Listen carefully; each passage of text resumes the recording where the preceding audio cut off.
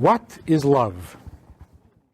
Love is a feeling of attraction. A feeling of attraction that is created by some similarity that we see in another person. And that attraction demands further closeness. So basically, love means the desire for further closeness. If there's no closeness to begin with, then there'll be no love.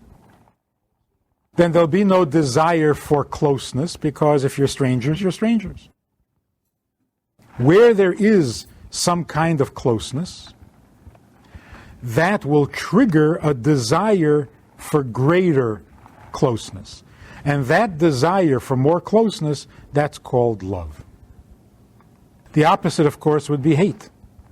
Hate means a desire for more distance. I want to get away. I want to get far away. That's fear and hate. Love is the desire to get closer, to have more closeness, greater closeness, quality. What is this initial closeness that makes love possible? It could be a value. Since you value kindness very deeply, when you spot kindness in another person, that's the closeness. You feel familiar. Oh, kindness, yeah, that's my thing. If kindness is not your thing, if humor is your thing, and you notice that somebody has a really good sense of humor, you feel immediately at home, familiar. Oh, you have sense of humor? Yeah, that's me. That's my thing. So now we already have something in common that causes a closeness. That will trigger a desire for more closeness. Or it could be very physical. There's a certain look I admire very much. You have that look, I'm attracted. And that attraction causes a desire for more attraction. So, how do two islands, two ships in the night, make their first contact? At what point or in what way do I stop being just me and start having a connection with you? So, it could be the value that we share, the sense of humor that we share, or a look, or a belief. Something in you feels familiar to me, and that's our first point of contact. You're Jewish? Yeah, me too. See? That's it. We have a point of contact. Of course, the more personal that point of contact is, the more it will demand further closeness. The fact that we're both human beings, all right, yeah, that's something in common, but it's not going to explode into a love affair just because we're both humans. It's too general, it's too generic. If it becomes a little more specific, a little closer to home, then that initial closeness could trigger the emotion of love that demands a lot of closeness. Now that we understand that love means a desire for closeness, we can understand how love can go bad, how love can be destructive. It's one thing to say, I love you, I want to spend my whole life with you, I want you to be part of every part of my life. But it can also become what the Mishnah describes as swallowing you up alive. Were it not for the fear of government, people would swallow each other up alive. What does that mean? If I want closeness, and I want it intensely, and I want complete closeness, it can become very controlling, stifling, suffocating. I don't let you be you anymore. I need you to be me. And love becomes destructive. How does it happen? Because we understand love means a desire or a need for closeness. When does this desire get satisfied? When are we close enough? There's no end. There's no end. No matter what closeness we have, it triggers a desire for more closeness. In fact, if the love is not being felt, like between a husband and wife, because they've gotten close, they are close, so they don't feel a need for further closeness, then what happens is subconsciously they create a distance. They get into a fight. They create an issue that separates them, and then the love comes alive and says, no, wait, we need closeness. So they get into an argument just so that they can make up and have more closeness. Of course, that's not a good idea, and it's usually not necessary. You don't have to make up a fight. Just wait. It'll come naturally. You don't have to invent. There will be enough crises, there will be enough issues that will awaken the love to want more closeness. So, knowing that love means a desire for closeness, then we know that we have to be careful. Because that desire can get out of hand. You don't want closeness, you want total control. That's taking love just a little too far. So if you say, if you really loved your husband, you would give him a little more room. That doesn't make any sense. Love can't tolerate room. Because room means distance. The distance between husband and wife will always spark a need for love. And what is the distance? The fact that it's a man and a woman. See, God is very smart. God said that a man should marry a woman. And at first that doesn't make any sense. Because men are from Mars, Women are from Venus. How are they supposed to marry each other and get along? They're too far apart. And it will never change. It's not like as you get older, you're not so much a woman. You're still a woman. As you get older, you're not so much a man. You're still a man. In fact, you become more. So you will always be from Mars, and you will always be from Venus. How is this supposed to work? And of course, the answer is very simple. Love means a desire for closeness. The fact that you're man and woman, you will always need more closeness.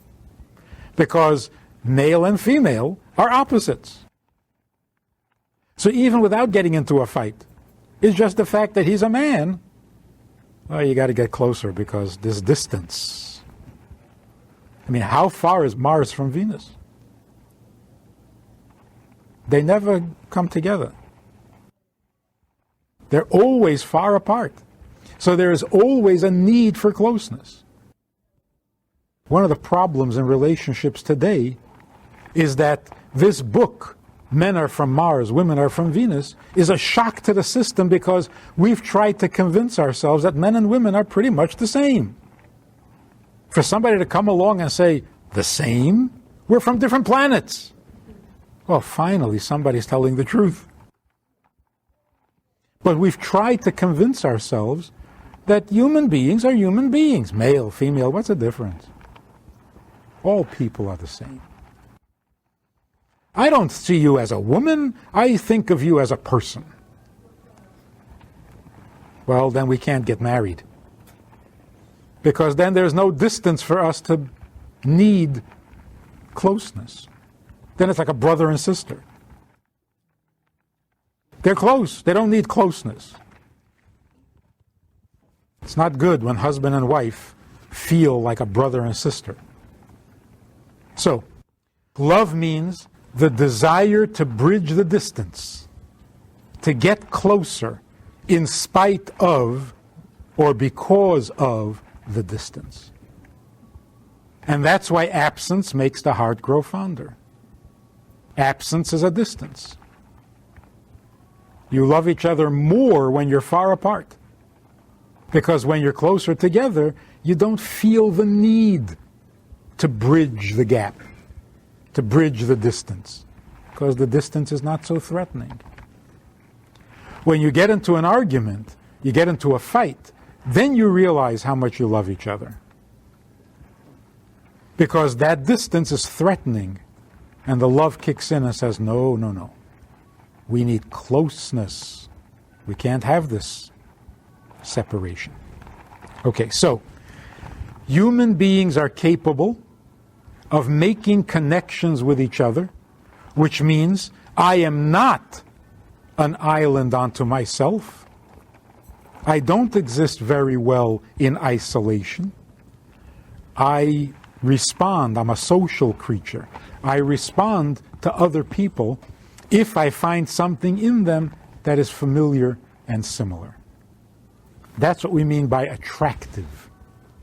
Attractive means something in you is familiar to me, is comfortable to me. Again, whether it's the sense of humor, or the look, or the values, or the beliefs, something makes me feel at home in your presence. That's a lot more significant than we both like tennis, or we both like a certain movie, or we both like a certain drink, like pina colada or something. This capacity to connect with another person and want more and more connectedness, more and more closeness, this comes in a number of forms. It's not just one love. There are different kinds of love. Why are there different kinds of love? Because love means a bridge that brings us together. There are different bridges. There are different avenues through which a person reaches beyond himself to another person. So, for example, there is the love where, we're talking now intense love, not frivolous, passing, temporary thing. There's a love that basically feels like this. I am me, and you are you. I have my life, and you have your life. But I have become so attached and so connected to you that your life has become my life. You have become my life. In other words, I love you the way I love life itself. Everybody loves life. Almost everybody. The love you have for your life can transfer to another person. And you can literally and honestly say, you are my whole life. What do you mean, do I love you? You are my life. I love you like life itself. Maybe that's what Golda meant. Do I love you? You're my life. If that's not love, what is? Every person loves life. It's described in Torah as a love that wakes you up at night. What is a love that wakes you up at night? If a person feels like his health is failing, like you stopped breathing for a moment, even if you're asleep, it will wake you up. What wakes you up at night? A threat to your life. There's a love that feels like waking me up at night. The thought of losing you is as frightening as losing life. So if I stopped breathing for a moment, it would frighten me terribly. Why? Because this could mean a loss of life. And I love life. So anything that threatens my life threatens my love for life. And I can't allow it. So I'll get up in the middle of the night, which I hate to do. But if my life depends on it, of course I'm going to get up. So what does this love mean, and what does this love do? It means you have become, in my mind and heart, you have become synonymous with life itself. You are my life. That's what it feels like. What does it do? It makes me get up at night. It disturbs my sleep. It takes me out of my comfort zone. I will go out of my way for you just as I would to save my own life. That's called I love you like life itself. That's a certain kind of love. It has its own place in the heart, and it has its own place in the mind. The mind can relate to that. The mind can approve of that. Yes, you have become as important to me as life itself. Then there's another kind of love, which human beings are capable of. It's a completely different kind. It's not greater, stronger, lesser. It's a different ballgame. And that's called, I love you more than life. More than life. That's the love that children have for their parents. When children are willing to sacrifice everything for the parents. You might say that I love you like life itself is the love of parents to children. Because that's true. Your children are your whole life. The love of children to parents is not, you are my life. It's not true. Children don't feel that way. And that's why in many ways the devotion of parents to children is much greater than the devotion of children to parents. Although you'd think it would be equal. If I love you that much, I expect you to love me that much. But it doesn't work that way. The devotion of parents to children is of a different quality than the devotion of children to parents. Because to the parents, children are their whole life.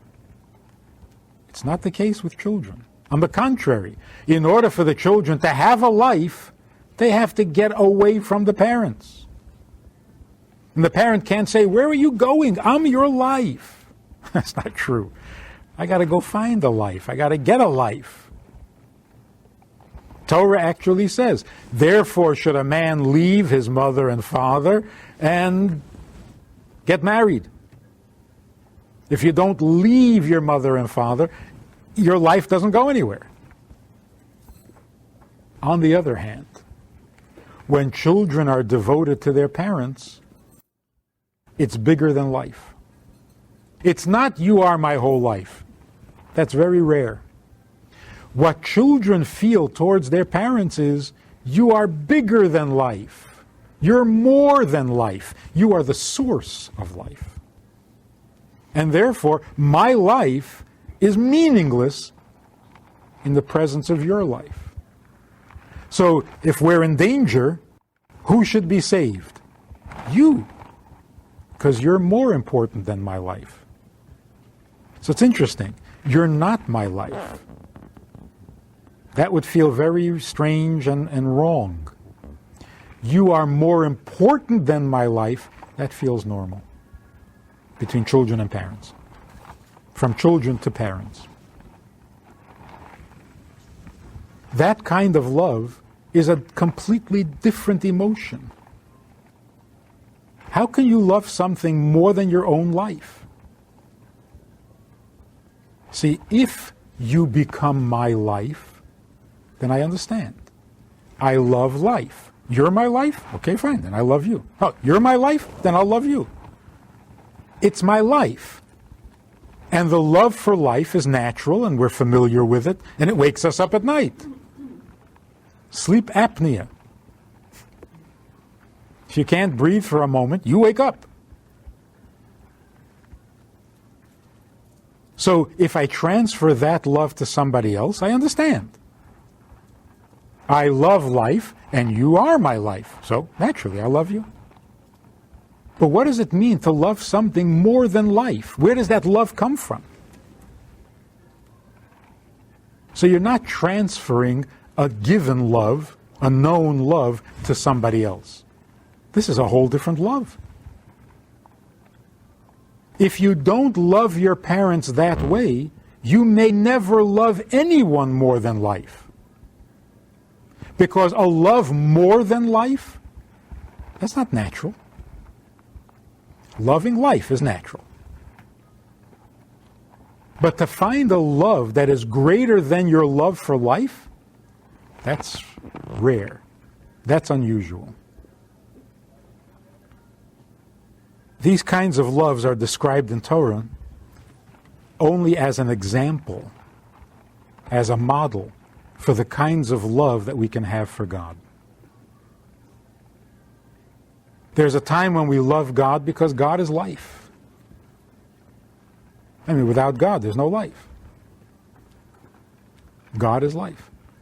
Losing touch with God means losing some touch with life. On the other hand, you're equating God with your life. There's much more to God than your life. There's much more to God than life itself. All humanity. So there's also a love that we have for God beyond life. Now, if you love someone because they are your life, it will wake you up at night. You can't afford to lose them because they are your life. But will you sacrifice your life for them? Not likely. The only reason you love them is because they are your life. Because you love your life, and that extends to them. So extending to them doesn't mean that you're going to give up your life, which is why you love them in the first place.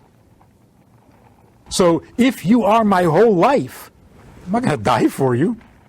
What's the point? I love you because you give me life. You're going to take my life away? That's not part of the deal. So the other love, the love like a parent, feels different. It's a different feeling. It's a love more than life. And what is its effect? It won't just wake you up at night. You're willing to give up your life. Because compared to the source of life, compared to the source of your life becomes insignificant. And so children are, on occasion, willing to sacrifice their life to save their parents. And it doesn't have to mean literally dying. It means they'll sacrifice their career in order for the parents. They'll sacrifice their comfort. They'll sacrifice their house, their car. But they will sacrifice more readily than if I love you like my life. I don't sacrifice for my life. I like living. I love living. I don't sacrifice to live. But if something is more important than life, then sacrificing starts to make sense. If they need something and I need something, well, of course they should have and I shouldn't. Because they are bigger than life and I'm only life. So that's called love like a parent. The love of a child to a parent. And what does that imply? The willingness to give everything up for them. There's a third kind of love. In relationship to God, when we say love God, do you love God, you should love God with all your heart, with all your soul. How does a human being have the chutzpah to love God? Love means a certain closeness. You have a closeness with God? We're saying you love somebody because you see a similarity. You have something similar? You have something in common with God? So what do you mean you love Him? You want more closeness. More closeness? You don't have any closeness. You're infinitely separated, infinite distance. So what do you mean you love God? How could you love God? Now, if you're a holy person, if you're a tzaddik, if you're a saintly person, if you are in fact God-like, then you would love God. But an ordinary person? What are you doing loving God? Who do you think you are? In that relationship, we would have to have grades. The more holy, the more godly you are, the more capable you are of loving God. The less godly you are, you have no business loving Him. And that's why it can be very discouraging to the average person. Do I love God? It's a painful subject. I'd rather not talk about it. People who claim to love God, you have to wonder, what do they mean by that? What do they mean they love God? Luckily, happily, there's a kind of love that people have that is called reflective, reciprocal love. It's not, I love you because I find something attractive in you. I love you because I think you love me. And when I think you love me, there's an instinct or a reflex in the heart that causes me to love back. That's why it's called reflected or reciprocal. If in fact you love me, then I can't help loving you back. What's so fantastic about this is that there's no distinction between a tzaddik and the lowest of the low. If God loves you, then it doesn't matter whether you are godly, holy, or miserable. Because you're not initiating, you're responding. So if God loves you, there's a reflex that makes you love back. That's one of the properties of love, is that it is responsive. In fact, this is such a strong reflex that even if you don't know that somebody loves you, you find yourself loving them. As a reflex. It's not even conscious. You don't know that they love you, and yet you find yourself attracted. And the only thing attracting you is the fact that they love you. And somehow you're feeling that. So what's great about this is that you don't have to have any special virtues.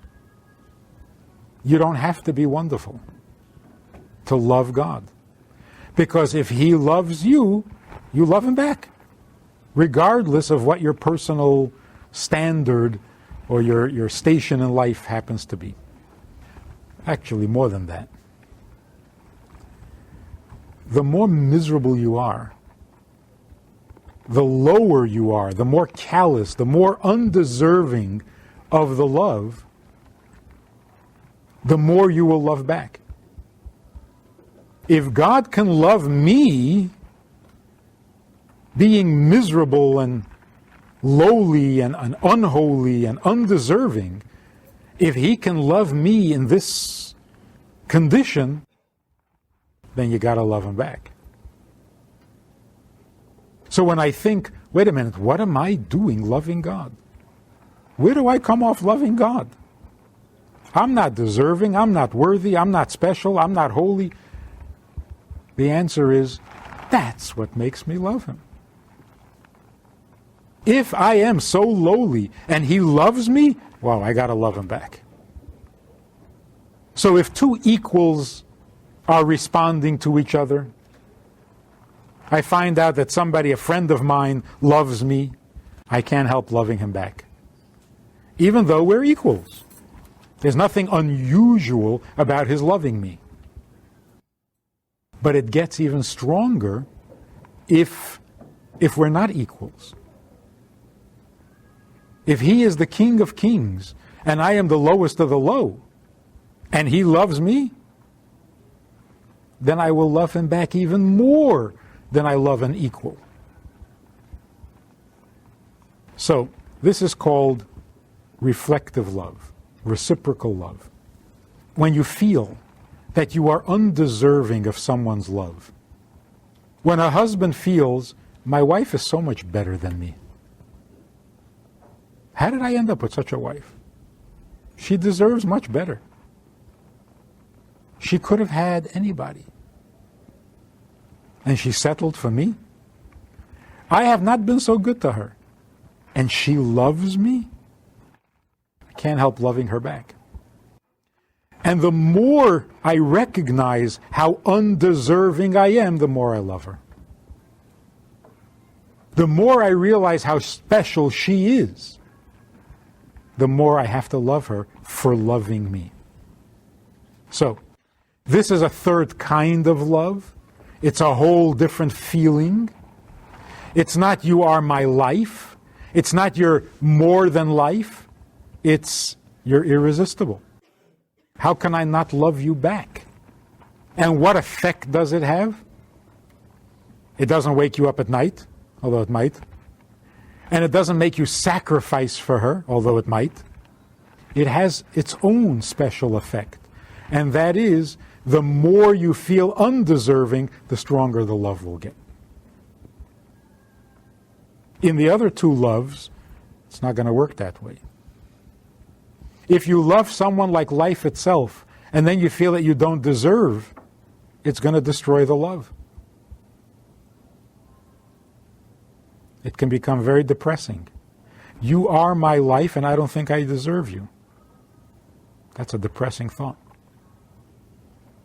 It's like I don't deserve life. Well, that puts a damper on the party. I love you like life itself, but I don't think I deserve this. So I'm stuck. I'm depressed. Terrible.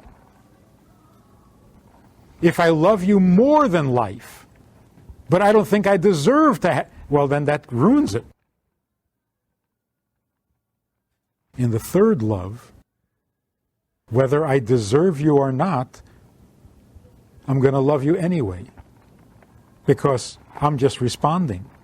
And if I really don't deserve you, I'll love you even more for loving me. I think that explains a little bit Yom Kippur. It's a strange thing, Yom Kippur. You come to God to admit that you are not deserving. And you spend a whole day bothering Him. All day. Forgive me, pardon me, accept me, tolerate me. Don't you realize you're a nudnik? You don't deserve it. Go live your own life. Leave God alone. You ruined that relationship. Yet we keep coming back. Why? Because even if I don't deserve, and I have not acted all year as if God was my life, I was not acting that way. And I certainly wasn't acting as if God was bigger than life. So what chutzpah, what kind of courage does it take to come on Yom Kippur and say, come on, let's patch things up. Forgive me, I didn't mean it, I'm good, I'll be good.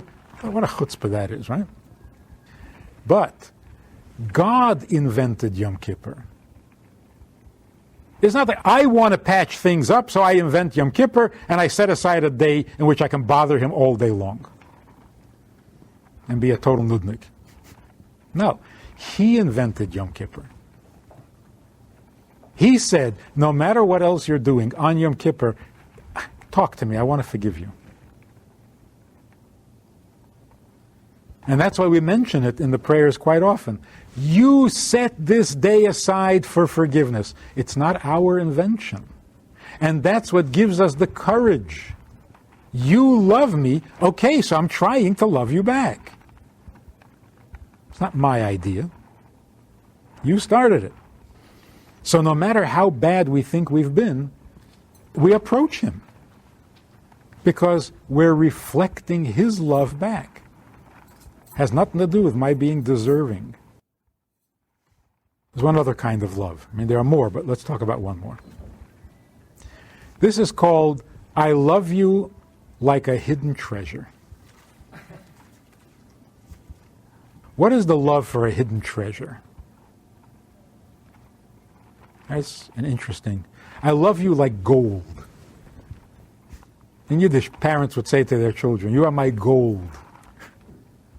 That's the name gold that comes from. What does it mean, you're my gold? A person doesn't sit and wait for gold to show up. A person doesn't love gold when he finds it. The love of gold is not a love after the fact. When I have gold, I love it. No. The love for gold is unique. I don't have any.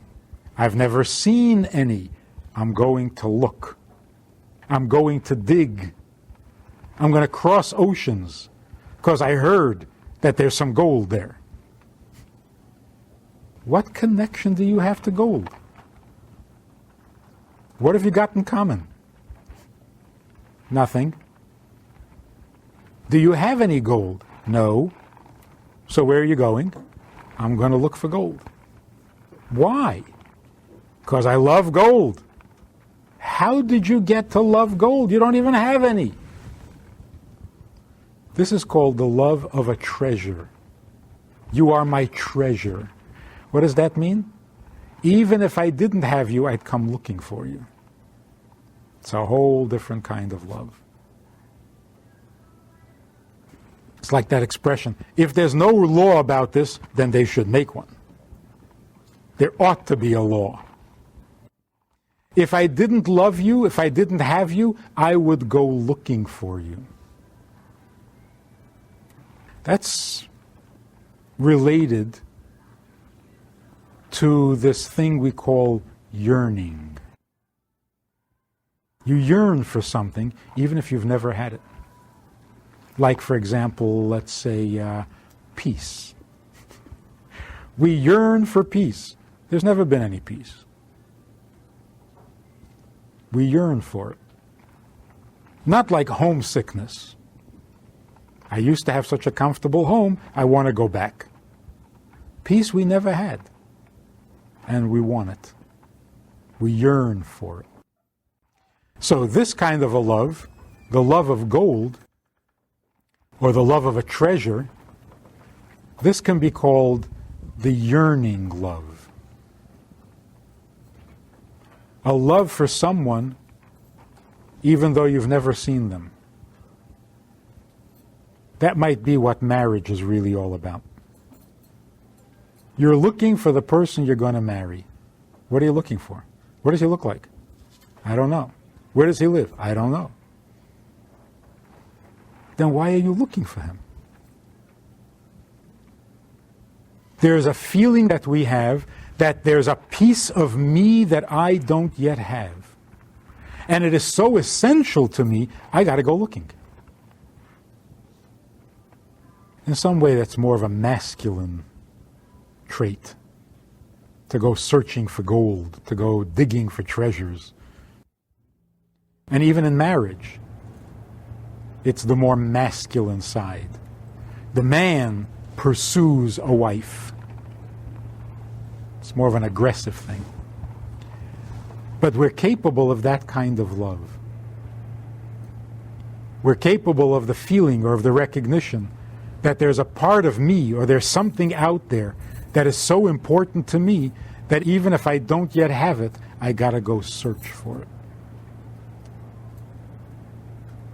I can't be content without it. So, we have 5 kinds of love. There's a love that makes us identify with a person like life itself. Your love for life gets focused or transferred to a person. The second kind of love, bigger than life, the love of parents. That means that some things are more important than your very life. And that you will sacrifice your life for that person. The third kind of love is a love that is independent of your virtues or of your similarities with the person you love. On the contrary, the dissimilarity makes you respond with love more than if you were similar. The fourth is the love of a hidden treasure. And that is, not only will it wake me up at night, not only will I put myself in danger looking for this treasure, as you see people go looking for treasure in the most dangerous places, and end up hurting themselves or losing their lives. Not only will I wake up in the morning, at night, not only will I sacrifice for it, not only will I love it back if it loves me, I will love it even if I've never seen it, and I will go looking for it. All of these loves are the various strings that attach us to God. And because they are part of our relationship with God, that's why they are incorporated in human nature. Once they're included into human nature, now we can have those kinds of love for each other. In fact, we can even have all those loves inappropriately. We can abuse them. Because once you give a human being a toy, who knows what he'll do with it? But why does it exist in the first place? Because those are the strings with which we are attached to God. And you'll see this reflected in the different prayers as you read the text on Yom Kippur or on Shabbos or during the week. You'll see these ideas reflected in the text. There are times when we refer to God as life itself. There are times when we refer to God as more than life. Then there are times when we refer to God as, you chose us. Why do I love you? You chose us. I'm just returning the compliment. It's just a reflective love. I'm reciprocating. And that's a theme in the prayers. And then there is the seeking love, the yearning love. I have never loved God. I want to. Well, if you've never had it, why do you? I yearn for it. If we apply all this to marriage, we have some pretty intense relationships. If we don't apply it to marriage, what are you saving it for? Who are you saving it for? To not use a gift you have, not nice. It'll go to waste. Not nice. If you have a gift, you got to use it. So, if you don't use it in marriage, where are you going to use it? If you don't use it in relationship to your own parents, to your own children, where are you going to use it? So what is being a Mensch? To sum up the three concepts that we've talked about. Being a Mensch means taking mindful responsibility for your emotions. That's called being a Mensch. Mindful responsibility for emotions would mean something like this. You have strong feelings, which is as it should be. Feelings are supposed to be strong, not bland. A bland feeling is no feeling at all. Feelings, by their very nature, are fiery, intense.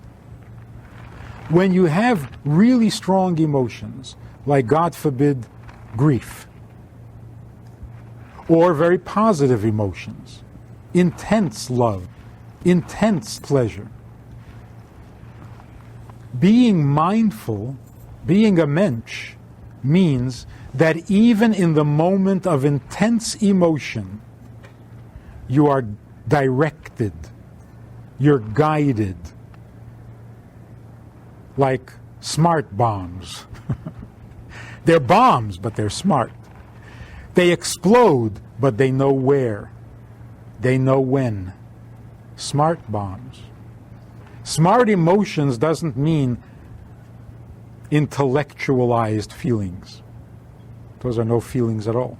Smart feelings mean they are feelings, They are intense, fiery, spontaneous, overwhelming emotions, but you never lose sight of where you're going. That's called a Mensch.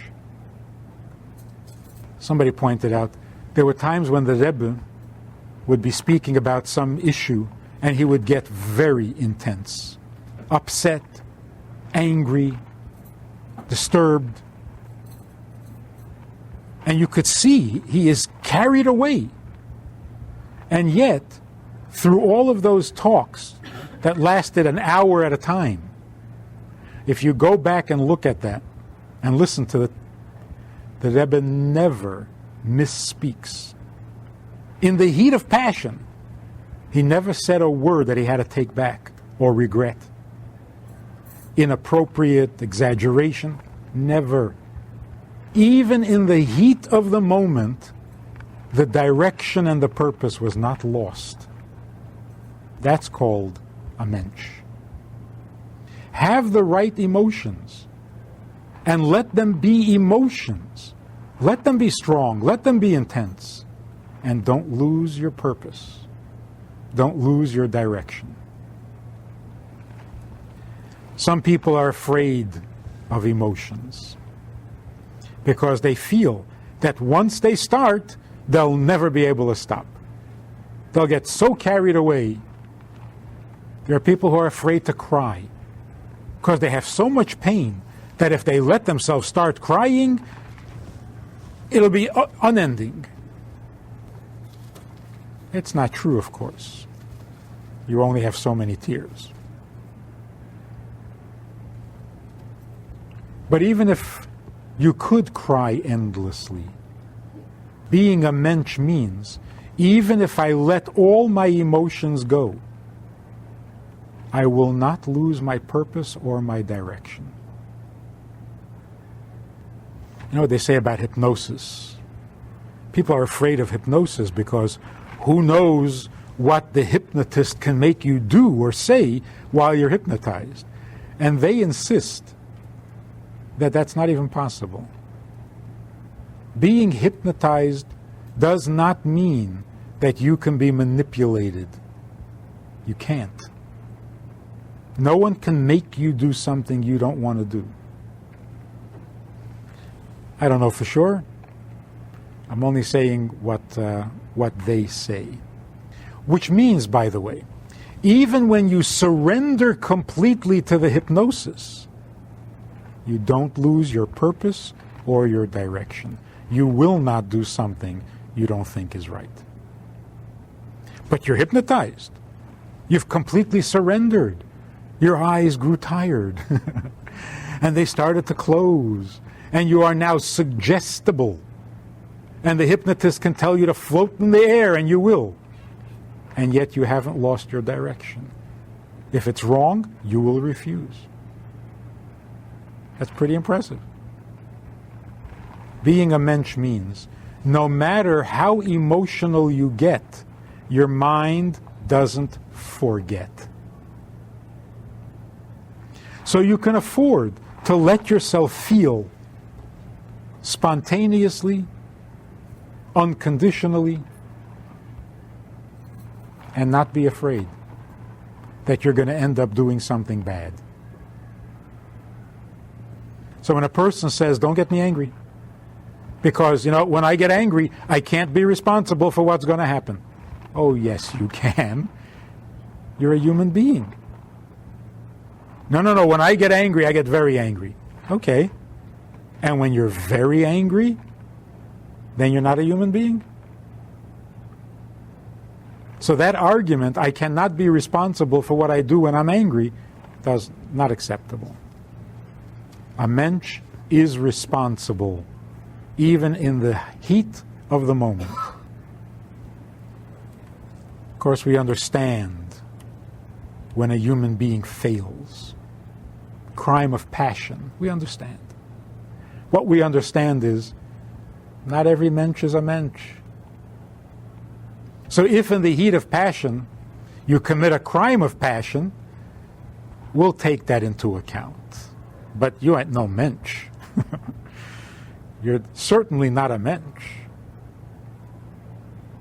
Because a Mensch means, even in the strongest emotions, you never lose your purpose or your direction.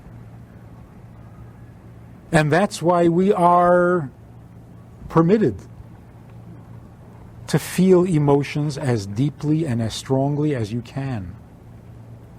There is no restriction. How happy should you be on Simchas Torah? Shouldn't you keep a lid on it? No. You don't put a lid on an emotion. That's stifling. It's unnatural. If you're rejoicing, there is no limit. Rejoice away. But having unlimited rejoicing doesn't mean that you forget who you are, and what your purpose is. So all of that rejoicing is focused.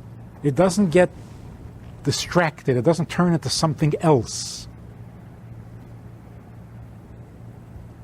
Like some people celebrate New Year's. Well, actually, it started off as celebrating New Year's, but that was quickly forgotten and it became into an ugly brawl about something completely unrelated to New Year's. Once you get started, once you get emotional, you lose track of what you were excited about, and it becomes something else. That's called not a Mensch. When you're a Mensch, the excitement is focused. I'm excited about getting married, so I will sing and dance my heart out at the wedding. But I will never forget that it's a wedding and that that's what I'm celebrating. And of course, the same is true with love. Love can get so verblungend. Once you're in love, who knows what's going to happen? In fact, if you love somebody very strongly, you are very likely to start loving somebody else very strongly. Because love is an emotion. You never know where it's going to go. Start off loving one person, you end up loving somebody else. You don't even know how it happened. That's because there's no mind that is influencing these emotions. In a mindful emotion, the emotion can be just as strong. It just doesn't get verblunged. It doesn't go off on tangents. It stays focused. Even if you get to the kind of love, the fifth love, which is kind of rare, and that is called the love that is like pleasure. Love like pleasure works like this. The nature of pleasure is that, being the highest of all impulses, it influences all other impulses.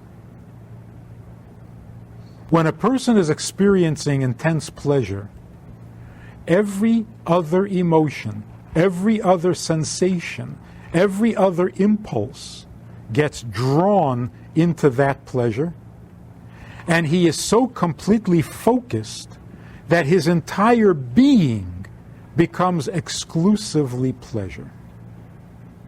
When all the functions of the system are silenced by this intense pleasure, it feels like you're dying. Or as some people say, it feels like you died and went to heaven. Because you're not experiencing any of your normal feelings or emotions or sensations or impulses. It feels like you died, except that you are so alive in the pleasure. That's called ecstasy. When you're having a pleasure that creates ecstasy, ecstasy literally means the feeling that you're expiring.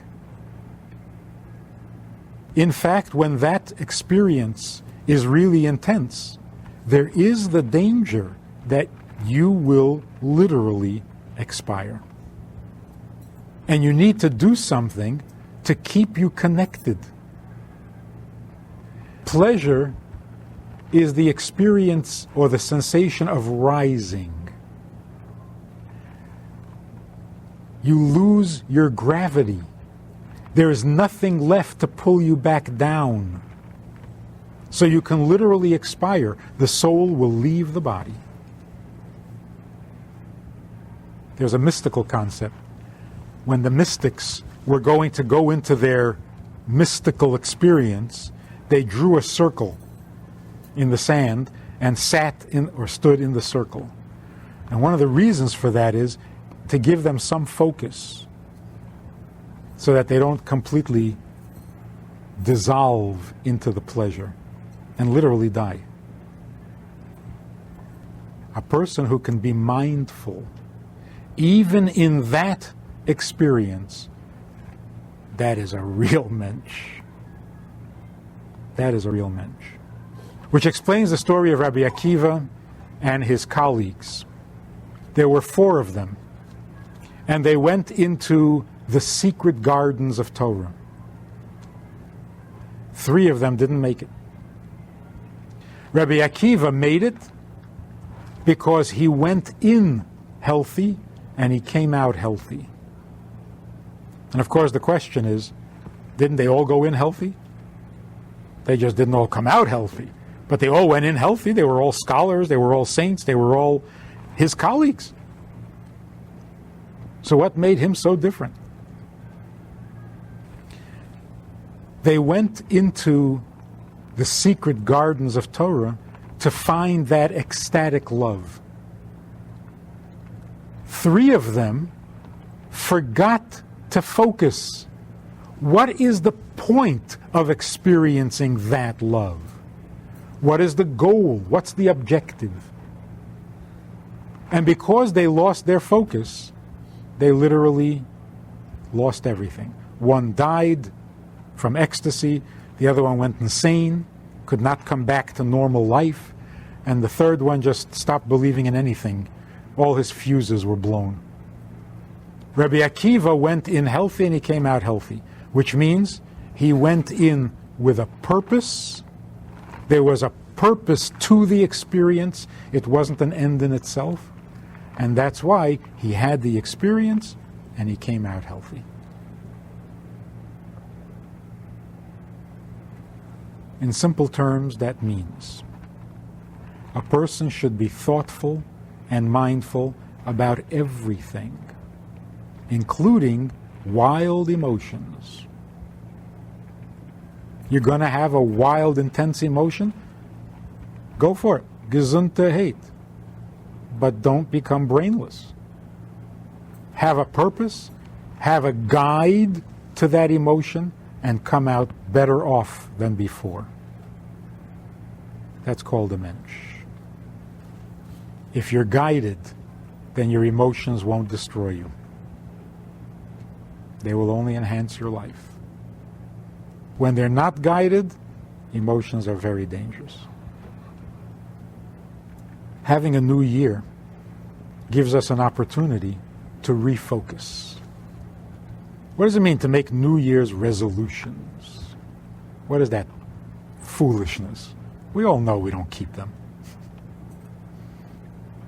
Making New Year's resolutions simply means take a look. Look at your past year and look at the coming year. Take a look. Give it a thought. That's good. Even if you can't keep your resolutions, you can't be as good as you wish you were. But you looked. You're not mindless. A year went by. Doesn't it deserve a look? Doesn't it deserve an opinion? Take a look. You like what you see? You approve? Don't approve? Okay, now take a look at the coming year. What do you foresee? Nothing? That's not a Mensch. You start a year, you got to have a picture. Your mind is supposed to be the guide, the director. It's got to take a look. Maybe that's why it's called Rosh Hashanah. Not the new year. the head of the year. Start the year with a head, not with an emotion. Then, a couple of days later, you can cry your heart out on Yom Kippur, and then you can dance your heart out on Simchas Torah. And fear not, because your mind is on top of things. You won't cry forever. You won't get so drunk and carried away that you're going to lose your mind. It'll be fine. Go ahead, rejoice. You're safe now. You've looked, you've thought, you have a head to this year. Now the year can be spontaneous, exciting, dramatic, intense, whatever you want. You won't get lost because you started off with the head. Make sense?